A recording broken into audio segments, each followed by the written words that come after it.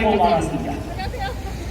상주는 5점을 내리는 제 선거의 고장이 되어서는 안 됩니다. 이제는 제 선거가 없는 상주시장을 뽑아야 합니다. 제 선거가 없이 깨끗한 후보 기호 7번 한백수 후보를 저는 적극 추천합니다. 농부의 아들, 현재 농부인 한백수 후보는 줄서기도 하지 않고 공천에 포커스를 맞추지도 않고 오로지 뚜벅뚜벅 농부의 아들로 농부로서 상주를 어떻게 하면 잘 살릴 수가 있고 어떻게 하면 우리 시민이 신바람 날 수가 있을까? 오로지 그 생각밖에는 없습니다. 정치인을 상주시장으로 뽑으면 그분은 오로지 터만 관리하기 때문에 상주시민은 아무런 생각, 상주시민에 대한 본인의 생각은 아무것도 없을 겁니다. 어떻게 좀 해가지고 다음에 또 상주시장을 한번 해볼까? 이게 바로 특정 정당의 공천을 받은 상주시장 후보의 생각입니다. 사실 오늘 뉴스를 보니까 오늘 아침 북한 괴뢰 도당은 동해안으로 순항미사일을 여러 발 쏘았다고 합니다. 이게 문재인 정부에게 항의를 하는 것입니까? 아니면 우리 대한민국, 자유 대한민국을 겁주기 위한 행동입니까? 문재인 정부는 오로지 북한만 바라보는 해바라기가 되었는데 하필이면 오늘 왜 순항미사일을 동해안으로 쐈을까? 과연 더불어민주당이 이번 순항미사일로 인해서 덕을 볼 것인가? 손해를 볼 것인가? 한번 생각해 볼 필요가 있습니다. 문재인 정부 정권 3년간 삶의 형편이 나아지셨습니까? 경제 파탄은 코로나 때문에 경제 파탄이 났다고 우리 문재인 정부는 그렇게 이야기를 하고 있습니다. 코로나19 이전에 경제는 이미 바닥이 나고 소상공인들은 폐업에 시달리고 있습니다. 이러한 정부의 상주시장 후보 조원희 후보님 정말 존경하는 분입니다. 그러나 저는 현 정부 더불어민주당 당 자체가 마음에 들지 않아서 조원희 후보님한테도 말씀을 드렸습니다. 정말 좋은 분이 왜 해필이는 더불어민주당을 타고 나왔느냐고. 우리 한백수 후보님마냥 무소속으로 나오시지 그랬냐고.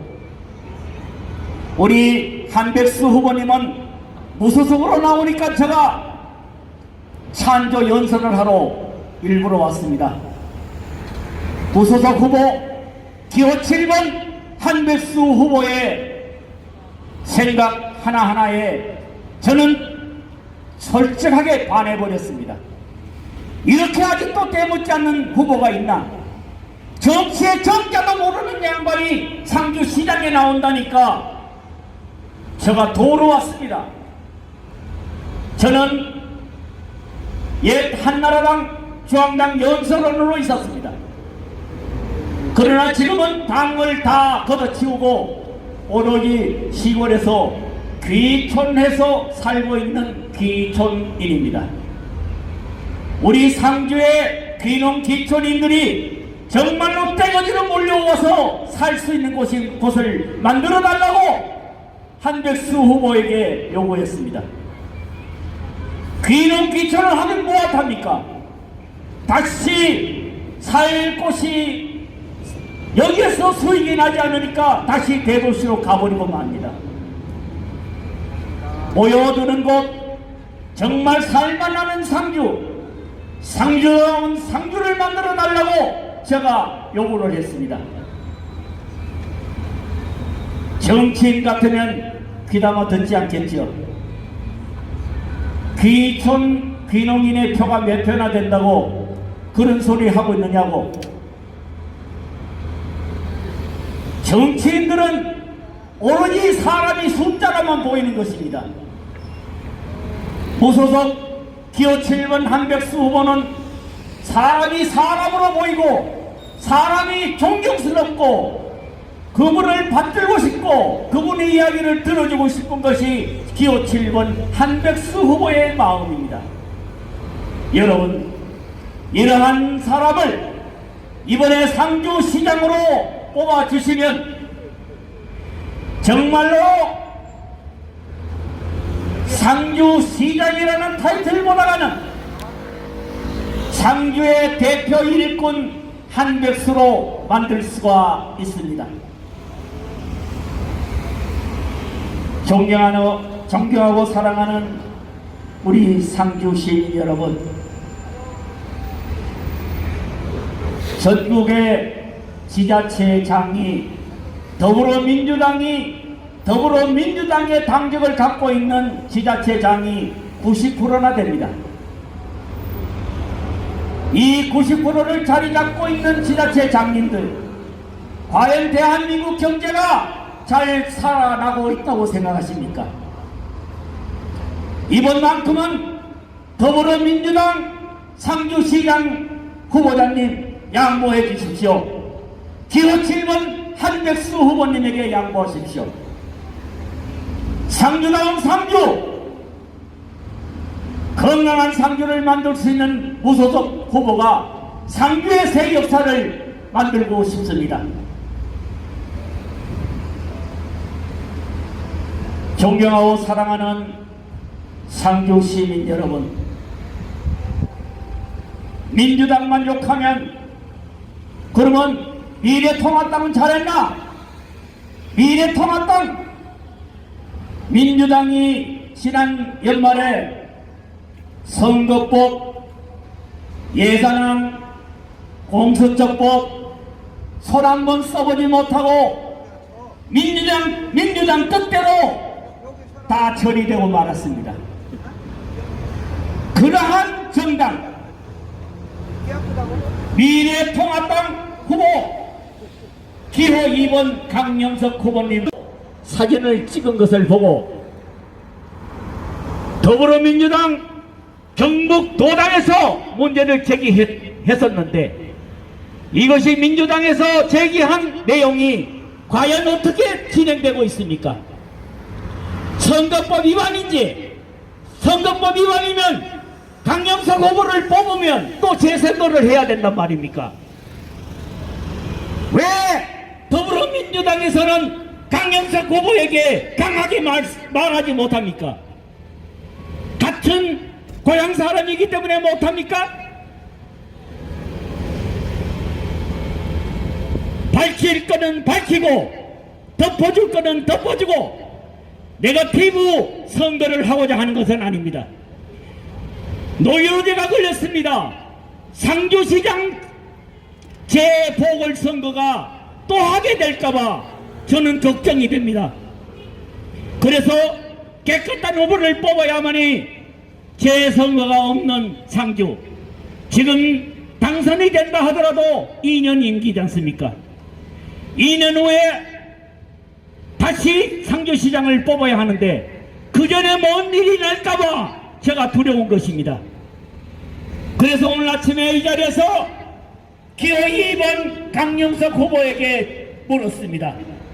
이게 선거법 위반인지 아닌지를 본인은 잘 알 거 아닙니까? 저는 선거법 어겨보지 않았기 때문에 그저 하라는 대로 열심히 선거법을 준수할 뿐입니다. 근거 없는 이야기를 가지고 상대 후보를 떨어뜨리려고 하는 목적은 선거법 위반이기 때문입니다. 그래서 이 내용이 서울경제신문 4월 8일자에 보도된 내용을 가지고 저는 말씀을 드린 것입니다. 없는 말을 만들어서 강영석 후보를 떨어뜨리려고 하는 것이 아니라 있던 이야기를 사실대로 여러분에게 밝히는 바입니다. 아까도 말씀드렸습니다마는 우리 조원희 후보님, 강영석 후보의 이러한 내용을 이따가 마이크를 잡으면 낱낱이 또 밝혀주십시오. 특정 정당의 후보 강영석 후보, 특정 정당의 후보 더불어민주당 조원희 후보, 대한민국 상주시 무소속 후보 한백수, 이렇게 세 명이서 상주시장에 치열한 경쟁을 벌이고 있습니다. 존경하고 사랑하는 상주 시민 여러분, 상주는 이제 베드타운에서 발전하는 상주, 신바람나는 상주로 만들기 위해서 우리 상주 시민의 현명한 판단으로 내일이면 21대 국회의원 투표와 상주시장 재보궐선거 투표가 있습니다.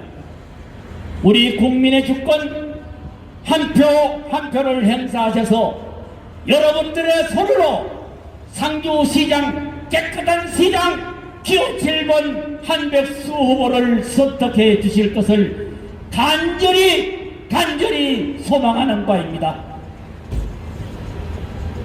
존경하고 사랑하는 상주 시민 여러분, 그리고 존경하는 조원희 후보님, 정말 열심히 선거운동 하시는 걸 보고 역시 젊으신 분들의 선거운동은 다르구나. 그런데 우리 한백수 후보 새벽 2시에 일어나서 닭, 오리, 그 다음에 당나귀 할 것 없이 동물 밥 주고 맨날 아침에 조금 늦게 나옵니다. 이렇게 열심히 사는 사람, 기호 7번 한백수 후보는 저는 따라갈래야 발벗고 따라갈 수도 없는 사람입니다. 아마 상주시장을 만들어 놓으면 새벽 2시에 시청에 나와가지고 시청에 아마 청소부가 없어질 겁니다. 빗자루 들고 지저분한 데 쓸고 옆에다가 동물농장 만들어가지고 토끼 밥 주고 닭 밥 주고 아마 이렇게 하면서 상주시를 가꾸지 않을까. 그래서 상주는 관광과 체험을 연계한 레저타운을 건설하여 농촌을 살릴 수 있는 것은 관광과 체험의 연계 관광이 최고의 효과를 볼 수가 있습니다. 우리 한백수 후보님, 제가 말이 길어지니까 눈을 내리깔고 있습니다. 아, 저거 언제 말 끝나려고 저렇게 길게 하나. 그러나 제가 마이크를 잡았는데 금방 놓겠습니까? 빨리 자르라 하면 저는 조금 더 길게 민주당 이야기를 조금 더 해드릴까요? 원하신다면 민주당 이야기를 조금 더 할까요? 우리 조원희 후보님, 정부 재난지원금 100만원, 상주시 긴급생계지원금 개인당 100만원. 사실 이 이야기를 현수막에 달려있기 때문에 저도 그냥 지나쳐 봤습니다. 저걸 보고 우리 한백수 후보님에게 물어봤습니다. 조원희 후보님은 어떻게 저렇게 시장이 되기도 전에 100만원을 이렇게 덥석 준다는데, 그러면 한백수 후보님은 어떻게 할 거냐고 얘기를 했더니, 한백수 후보는 시장이 되어서 상주시에 탄탄한 경제를 만들어서 그 수익금으로 1인당 500만원 정도는 주지 절대하게 100만원은 안 준답니다. 상주를 건강하게 만들어 놓고 그 수익금으로 1인당 500만원 정도는 줄 수 있도록 하겠다. 여러분, 돈에 현혹되지 마십시오. 돈을 벌어야 500만원을 주는 거지, 그냥 내가 내놓은 세금으로 100만원 100만원 준다는 거 현혹되지 마시고, 이번 선거에 기호 7번 한백수를 찍으면 상주시장이 됩니다. 저는 여기서 마치겠습니다.